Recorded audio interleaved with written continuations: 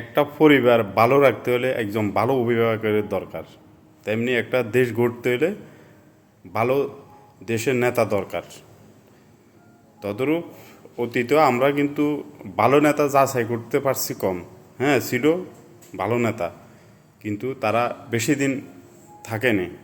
তাদের শাসন ব্যবস্থা আলহামদুলিল্লাহ বর্তমানে আমাদের যে প্রধান উপদেষ্টা professor doctor Mohammad Yunus sir, তার ঈদের যে ভাষণটা সেটা সব হচ্ছে দেশাত্মক।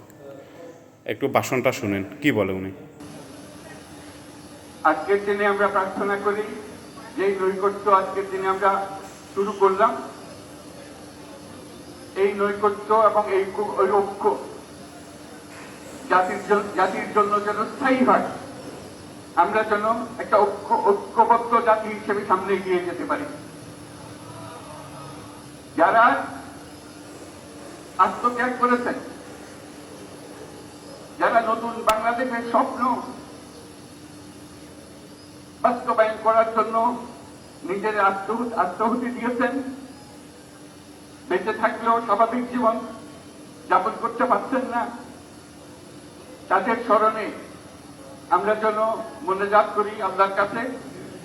আমরা অবশ্যই সেই স্বপ্ন বাস্তবায়ন করবই।